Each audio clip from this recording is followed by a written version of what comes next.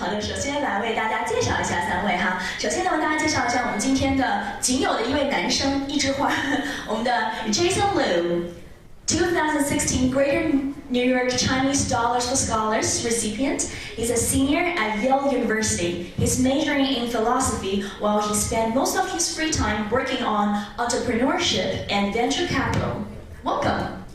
好，接下来呢，我们要介绍的是我们今天的第2位 Selena Tan. She's the recipient of 2018 Greater New York Chinese Dollars for Scholars. And she's a freshman at Columbia University. She's majoring in civil engineering and a minor in sustainable engineering. 好，我们今天的第3位呢是我们的 Ellen Hu. She's a freshman at Columbia University. And she's majoring in neuroscience. Wow, with a concentration in linguistics while on the pre-med track. Welcome. 再一次欢迎3位我们的优秀学子。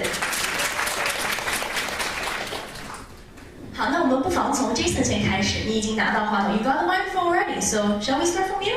Sure, sounds good. All right. The first question: what are the facts that you look at when you try to pick a school for your future? Pick a higher education school. I think the most important element for any student is you have to go there and visit it and determine whether or not the environment is something that you want to live in for the next 4 years. And I think that has a huge impact both in how you pick your school, because you can't really go to a school where your gut feeling about the place is not really positive. So I think visiting the campus is something that's really important. Great. So you think college visits is very important, right? So what are the schools that you visited? I'm wondering. Is it okay to tell us? Yeah, sure. I visited Yale, Harvard, and Columbia. All right. What did Columbia do to you? 我们哥大怎么你了？Why you don't like those? Why you pick Yale? I think I like Yale the most because it is strength in the sort of community building and also their involvement in social activism, and the vibe of the campus is that Yale is a place that really care about the country in both its politics and in its future development, more so than the other 2 universities, just sort of the vibe of the student on campus where people are interested in. That's a great answer, thank you. And what about your immigrant background? Do you think that's an advantage when you apply for college? I think immigrant background is an advantage in applying for college, but one needs to be careful of how to demonstrate that background in your application. It is not enough to base your essay purely on how you overcome difficulties, for example. I think it would be better for you to demonstrate how you utilize your immigrant background to, let's say, advocate for other immigrants or work on legislation in the state government or local government to help other immigrants. And I think going from that perspective is a stronger argument for why you are someone who will be a benefit to society than just writing sort of on topic without sort of like how you change your surroundings. Absolutely, we understand that. And we know that you're a recipient from the Greater New York Chinese Dollars for Scholars. So how do you plan on maximize your scholarship to help you to reduce the burden throughout the 4 years? I think a good thing about scholarship is that for the Ivy League universities who give really good financial aid packages, they do require you to work a certain amount of hours as sort of like student employment, and with sort of outside scholarship, it reduces the amounts of hours you have to work, and it means more time to spend on extracurricular activities and more time on studying. Great, thank you. Shall we move on to the girl next to you? No. All right, Selena, right? Or is the microphone working? All right, the microphone seems to. All right. Me, myself, I'm a Columbia University alumni too, so we love Columbia. 好的，我们的其实我们身边的这位 Selina 呢，她是2018年的我们的大纽约华人教育基金会我们这个奖学金的获得者。那之后呢，我们也会问到一下她关于奖学金方面的一些计划。Alright, first of all, I'm wondering, like, what are the things that you considered when you applied to college? So I think a lot of parents get hung up over the name of the school because it offers a reputation that, looks good on resumes. But I think every student has their own, his or her own needs, and these can vary from like diversity to if your school offers a curriculum that you would like to be a part of. And like Jason said, I think it's really important to visit the school and see the availability of resources that are offered. So is your school large? Is it located in a big city where you can go out and explore and be part of internships and jobs? So you did your school visit too. What are the schools that you visited? Well, I just visited close by, so Okay. Cornell, Cooper Union, etc. Then why did you pick Columbia? I'm wondering. Because Columbia has a program believes in engineering for humanity, and that's something that I'm also pursuing. I want to pursue civil engineering because I want to build a better place for the people in my home and community. Great, you mentioned your dream, right? Your dream is to build a better community. Then how to connect your field of study and your future dream in career? So I would like to make use of my education to go out and improve sustainability not only in my community but also beyond through resources, and I just want to explore through my education and see where it takes me. Okay, great. And do you do anything like early decision, anything like that? No, I applied through regular decision because I believe that one of my strongest years in high school was my senior year, so I wanted to showcase that to my schools. Terrific. All right, one last question. How do you plan on using, because you're a freshman, you're only a freshman in Columbia, and you're a recipient from the Great New York Chinese Scholars. How would you plan on using your scholarship? I also plan to reduce the amount of time that I spend doing work study jobs on campus and spending more of that time on extracurriculars, jobs, research, etc. And also, as Tina mentioned, the scholarship does offer a sense of community. So I wish to communicate with the other scholars and hopefully inspire each other. Great, thank you so much. All right, can we move on to you, Ellen?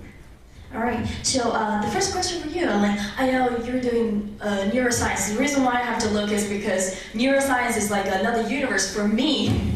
All right, so I'm wondering, how did you find your keen on majoring in neuroscience? So I did a lot of research in high school based on neuroscience. I started in 8th grade through a program in my school. So our high school and middle school are connected, and we have a lot of resources for middle schoolers to do research in our high school. And so it's a Saturday Science Honors Program in our high school. And I would go every Saturday and do research, and through that I would enter competitions, and then throughout my high school career I would enter competitions for science research, and they were all based on neuroscience research, and I really found, I guess, my love for neuroscience through that.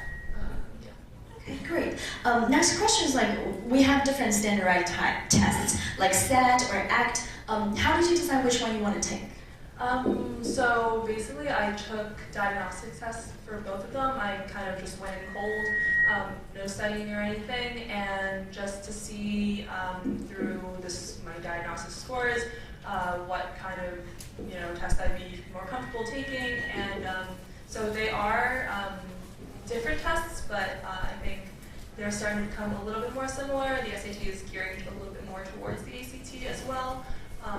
And so it's basically just based on diagnostic tests. If you want to take it just cold, I think it's the best if you just to see where you're at, if you're more comfortable with the questions on the ACT or if you're more comfortable with the questions on the SAT. Great, thank you. And what about the number of schools that you applied for? How many did you apply for? I applied to 9 schools. Why? That's quite some schools. Why you decided to apply for 9 schools? Actually, 9 schools at my school was on the lower side. A lot of people applied to many more. I know people who applied to 20 schools, which I think is very excessive. The 9 schools, I kind of narrowed it down to were all schools that I wanted to go to, so if I had gotten into another school, I would definitely would have gone in there. And so I think it's best if you narrow down all the schools to schools that you would actually go to. and because that's really important because you don't want to end up in a school that you don't feel very comfortable in. But there's always options for you after that. You can transfer or anything like that. Great. Then what's your process like? Do you have a strategy like those 49 schools? Those some of them are good in my field of study. Some of them is because they provide a better financial aid. Do you have any concern like that? Yeah, I basically chose my schools based on the field of study that I wanted to be in, so neuroscience. Columbia was a great fit for me. They actually just built a new building, the Jerome L. Green Center, and that houses the Mind Brain Behavior Institute, and that is a completely new building for all of these mind brain behavior studies, and I think it was just a great fit for me. And they're trying to focus more on neuroscience research now. Great, thank you. We would get back to Jason and Selena later. Okay, Jason. So, well, we will call you a successful person, a successful young man right here. So what do you think those colleges are looking for when they see your application? Why you got in? Can you think back of those days? I think for me in particular, I'm sort of a special case. So I did not have perfect ACT scores. I got a 32 on the ACT. My GPA was good, but I didn't have the best scores in the world. I didn't do like music stuff or athlete. I didn't win any national or international awards. But what I did was I have a really big interest and sort of a calling in founding companies and sort of doing entrepreneurship. And I think what Yale was really looking for is people who has a drive to sort of stay away from the path that are commonly traveled and instead innovate and do something that not a whole ton of other people do. Great, thank you. And Selena, what about you? What's your perception about this? Why they pick you? I also had a special case where I didn't have perfect grades, but I did show a big interest in my school because when I was a high school senior, I took part in the Columbia Girls Who Code Club, and so I visited Columbia every Saturday morning to learn how to code. And I mentioned that in my essays, and I think that showed my interest. Great, thank you. Thank you so much. All right, I want to get back to Jason about your entrepreneurship. What did you exactly do? Can you share that with our audience here today? Sure. So right now I am working in venture capital for a company called Launch Capital. It manages $4.5 billion in the Pisser Block family office portfolio.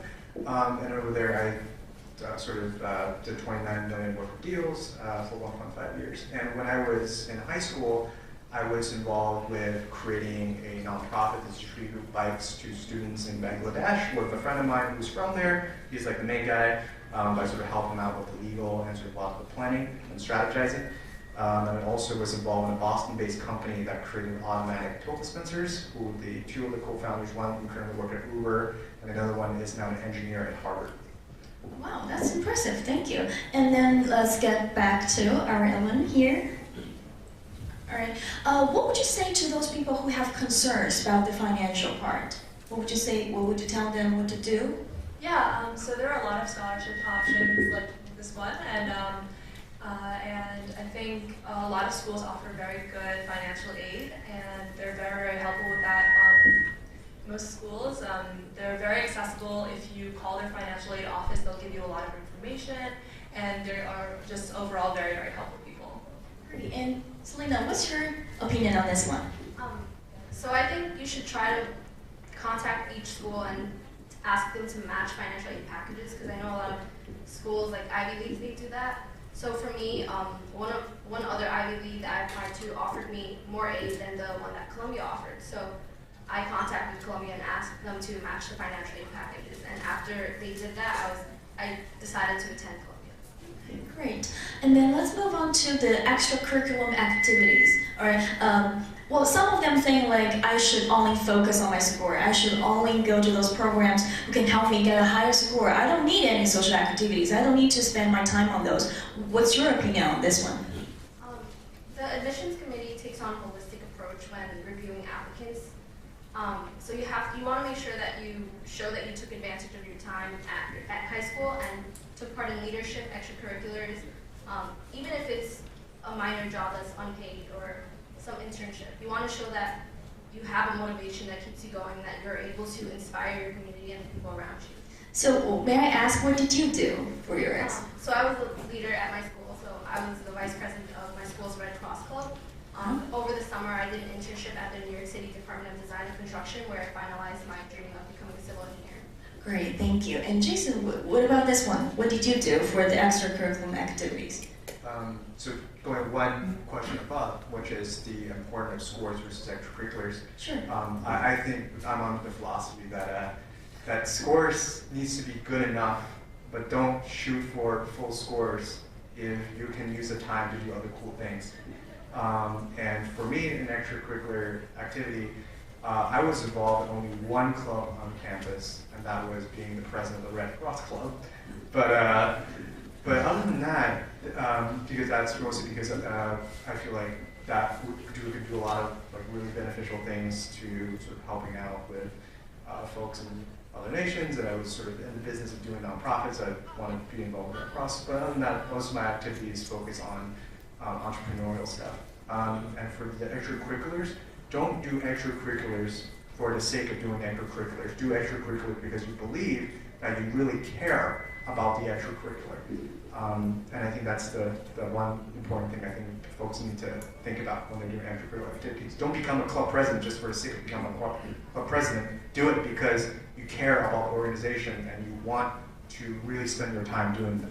Great, thank you. And Ellen, we would like to hear from you.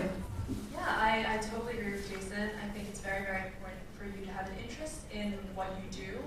Don't just do the extracurricular because you think that's going to look good on your application, because that's going to show on your application, and they can see through it. And so personally, I played clarinet for 9 years, and I also fenced for 4 years. I fenced on the varsity team in my school, and I was a captain for 2 years. And you know, it's just a matter of really digging deep into what you really want to do. Clarinet, I'm continuing in college right now. I just auditioned for the orchestra and got in recently, just got the email last night. And so it's really a matter of showing interest in what you want to do and have kind of a coherent story. And your extracurriculars do matter. It's not just a matter of having good grades or anything like that. It's very important to have things that you're also interested in, because my whole application, although very centered around science research, was also like music and my sports were also a huge part of my application as well. Great, thank you so much. And I do have this question, like, what if you have a lot of interests like you? You have clarinet, you have fencing, you have a lot. Which one to because I know we have limited time, in high school especially. Which one to choose to pick? Which one to choose to put into your essay? Or do you want to put into your essay at all? So my common application was all about my research and my relationship with the things that I research with, and my other essays for like any supplements or anything, those were based on all my extracurriculars. And I think the supplements are also very, very important on top of your Common App essay. They're also looking for, college, you'd actually show interest in the college. So any of those extracurricular activities that you do, you can say, I want to continue this in college, and say, oh, I have this program that I want to do. That's also, that's also what I've been doing in high school. Great, thank you. What about you two? Can we hear from you? The question is like, what if we have a lot of interest in different fields? Yeah, I also focused on developing my character through my Common App essay. So I talked about my cultural background and how I discovered that through other interests. But extracurriculars, I did list in my supplement essays, and I did talk about my particular interest in Columbia University through those supplements. Okay, so maybe not all the interests. You don't need to list every single one. No, you don't. Just one that related. Focus on a few, yeah. And show that you are dedicated to a few things rather than have small interest in many. Okay, great. And Jason? I didn't have that problem because I just did a few things, but I did them really well. That's a good answer. Yes, you don't need to be somebody that knows everything. You better be someone that knows everything about something. All right? One last question. Do you have any, in general, kind of suggestions, tips for the students here today? I think when you're picking colleges or when you're about to enroll in a school, you want to keep an open mind. You don't want to go into college expecting to do one thing and come out of it doing that exact thing, because that would mean that you didn't learn anything in school and you didn't take advantage of your time and resources there. Great, thank you. I agree, totally. I didn't go into school knowing that I wanted to do linguistics either. I thought, neuroscience was kind of for me, and then I wanted to take this interlinguistics class. I kind of put everything down. I moved my chem lab to next semester, and so I'm going to have a heavier load next semester just so I could take this linguistics class that I've heard is so good. And just from the first 2 classes, I'm really, really interested in it. So I think definitely keeping an open mind when you go into college about what you want to do, about also clubs that you want to join, I think is really important, because you might find something that you really love through these clubs or through a class or something, and you might change your choices and you change your mind about your original track. Great, thank you. And Jason? Be vigilant when everyone's doing the same thing. Really examine it and make sure that you understand why everyone's doing the same thing. And if it doesn't make sense that everyone's doing the same thing, don't do that same thing that everyone else is doing. Great, thank you so much. 谢谢。我们今天的 panel discussion 环节呢，到此就基本结束了。Thank you so much for being here today and sharing with us. Thank you. 来，让我们用热烈的掌声感谢一下我们3位学子，谢谢3位与我们一起分享。